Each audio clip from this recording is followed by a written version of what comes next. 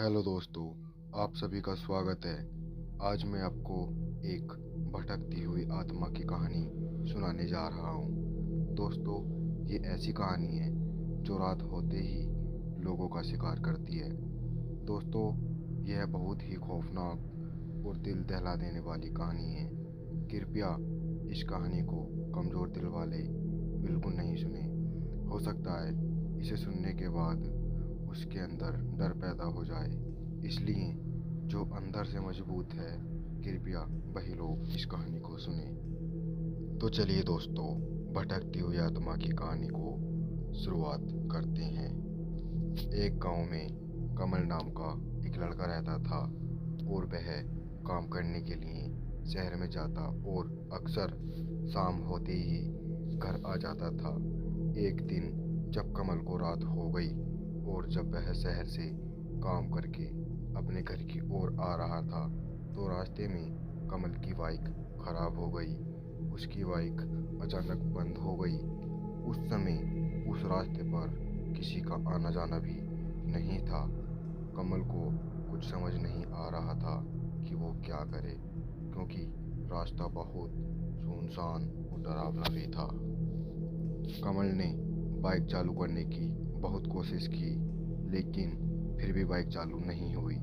अब कमल बाइक को पकड़ के पैदल ही आगे बढ़ने लगा। तभी उसको रास्ते पर कुछ अजीब सी आवाज़ सुनाई दी। वह बहुत डर गया और कुछ देर बाद फिर अजीब सी आवाज़ सुनाई दी। अब कमल ने बाइक छोड़कर पैदल ही भागने लगा, लेकिन कुछ दूर ही भागने के बाद वह गिर गया। तभी उसके सामने एक हाथ आ गया और जो उसे उठाना चाह रहा था। कमल को सिर्फ हाथ ही नजर आया, लेकिन वह हाथ किसका था उसका पता नहीं चल रहा था। वह बहुत डर गया, लेकिन वह हिम्मत करके खुद ही उठ गया। कमल ने पूछा, तुम कौन हो? तभी उसे एक आवाज़ सुनाई दी जो कह रही थी, मैं एक भटकती हुई आत्मा हूँ और मैं यहीं रहती हूँ। यह सुनकर कमल का दिल तेजी से धड़कने लगा। कमल बोला, मुझसे तुम क्या चाहती हो? आत्मा ने कहा, बहुत दिनों से कोई नौजवान नहीं मिला। तुम पहले नौजवान हो जिसे मैंने देखा है। तुम पर मेरा दिल आ गया है, इसलिए तुम्हारे पास आई हूँ। कमल ने कहा, मैं अपने गांव जाना चाहता हूँ। कृपया मुझे छोड़ दो और मुझे घर जाने दो। आत्मा ने कहा, बस कुछ समय रुक जाओ, फिर चले जाना। कमल पूरी तरह से हाँफ रहा था। उसकी आवाज़ भी नहीं निकल पा रही थी। कमल ने कहा, नहीं, मुझे जल्दी से घर जाना है, मुझे जाने दो। आत्मा ने कहा, बहुत थक गए हो, कुछ खा पी लो, फिर चले जाना। कमल ने कहा, मुझे कुछ नहीं खाना पीना और मेरा पीछा छोड़ दो, मुझे घर जाने दो। आत्मा ने कहा, नहीं, तुम अभी नहीं जा सकते। कमल ने बोला, ठीक है, मुझे थोड़ा पानी मिलेगा? आत्मा ने कहा, तुम बस हाथ बढ़ाओ। तभी कमल ने हाथ आगे बढ़ाया तो उसके हाथों में खून से भरा मिट्टी का प्याला आया, जिसे देखकर उसने वह प्याला फेंक दिया। कमल बोला, मुझे पानी चाहिए था, खून नहीं। आत्मा ने कहा, मैं सिर्फ खून पीती हूँ, इसलिए तुम्हें खून ही पिला सकती हूँ। अब तुमने खून फेंक दिया है, तो मैं अब तुम्हारा खून भी पीऊँगी। यह सुनकर कमल पूरी तरह से घबरा गया और एक बार फिर से उसने दौड़ना शुरू कर दिया। लेकिन आश्चर्य की बात तो यह है कि इतना दौड़ने के बाद भी वह वहीं था जहाँ से उसने दौड़ना शुरू किया था। उसकी समझ में नहीं आ रहा था कि अब वह क्या करे। उसने फिर से निवेदन किया। कमल ने बोला, मेरे मम्मी पापा मेरा इंतज़ार कर रहे हैं, कृपया मुझे घर जाने दो। लेकिन आत्मा मानने को तैयार नहीं थी। वह कमल को जाने नहीं दे रही थी। फिर अचानक से कमल को महसूस हुआ कि उसके शरीर में कोई घुस गया है और उसे एक बार उठाकर पटक दिया और वह बेहोश हो गया। जब उसकी आँख खुली तो उसने पाया कि वह अपने घर में है। सभी उसके चारों तरफ खड़े थे। सभी कमल को सभी देखकर चौंक गया।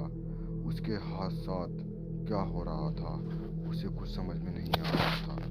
तभी कमल ने पूछा, मैं घर पर कैसे पहुंचा? कहा, तुम रात भर घर नहीं आए थे। सुबह तुम आम के बगीचे में बेहोश पड़े मिले, तो वहाँ से गुजरने वाले कुछ लोग तुम्हें उठाकर यहाँ ले आए। लेकिन सभी आश्चर्य में थे कि कमल बेहोश कैसे हो गया, और कमल को भी समझ में नहीं आ रहा था कि वह लोगों से कैसे बोले कि रात में उसे एक भूतनी से मुलाकात हुई जिसने उसे उठाकर पटक दिया था। कमल चुप रह गया, 2 दिनों तक आराम करता रहा, लेकिन रात की घटना याद आते ही उसका शरीर ठंडा हो जाता था। फिर वह समय समझ गया, जब उसे एक लड़की को देखने जाना था, वह लड़की देखकर लौट रहा था कि फिर से रात हो गई और एक बार फिर आत्मा ने उसका रास्ता रोक लिया। आत्मा बोली, आज तुम्हें नहीं जाने दूंगी। कमल ने कहा, मेरी शादी एक लड़के से तय हो गई है, मुझे जाने दो। आत्मा ने कहा, मेरी भी शादी नहीं हुई है। हाँ, मैं भी तुमसे शादी करना चाहती हूँ। मैं सिर्फ तुमसे ही शादी करूँगी। मुझे तुम बहुत अच्छे लगते हो। मेरी शादी सिर्फ तुमसे ही होगी। कमल ने कहा, तुम एक आत्मा हो और मैं एक इंसान हूँ। भला इंसान की शादी एक आत्मा के साथ कैसे हो सकती है? आत्मा ने कहा, तुम्हें भी मरना होगा और मैं भी बहुत ही प्यासी हूँ और तुम्हें मेरी प्यास बुझानी होगी। कमल के बार बार निवेदन करने पर भी वह आत्मा नहीं मानी और कमल को पटकने लगी। इधर घर न पहुँचने पर उसके घर वाले बेहद चिंतित हो गए और उसे ढूंढने के लिए बगीचे की तरफ बढ़ गए। तभी कमल को नीचे गिरा देखकर सभी लोग घबरा गए कि तभी सभी लोगों ने कमल को होश में लाया और कमल ने अपनी सारी बात बताई, जिसे सुनकर सभी लोग आश्चर्यचकित हो गए। गांव के सभी लोग आत्मा को देखना चाहते थे, मगर कोई भी कहीं भी दिखाई नहीं दे रही थी। तभी गांव में ही रहने वाले एक आदमी ने जोश में आकर बोल दिया कि आत्मा जैसे कुछ नहीं होता और यह सब मन का वहम होता है। उस आदमी ने यह बोला ही था कि आत्मा ने उस आदमी को उठाकर पटक दिया। अब तो वह आदमी बहुत डर गया और सभी लालटेन लेकर घर की तरफ चल दिए। रातों रात सभी को पता चल गया कि आम के बगीचे में एक आत्मा रहती है। तभी सभी लोगों ने भूतनी को भगाने के लिए पूजा पाठ शुरू कर दिया। फिर अंत में कमल को यह विश्वास दिला दिया कि आत्मा यहाँ से चली गई है, लेकिन कमल को विश्वास नहीं हुआ और वह वापस दिल्ली लौट आया। उस दिन के बाद वह आत्मा कमल को कभी भी दिखाई नहीं दी। तो दोस्तों, आपको भटकती हुई आत्मा की कहानी अच्छी लगी हो तो हमें कमेंट बॉक्स में ज़रूर बताएं।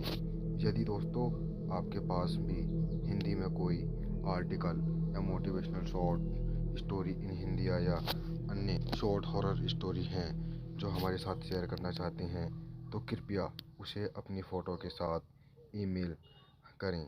हमारी आईडी हमारी डिस्क्रिप्शन में दी गई है। धन्यवाद।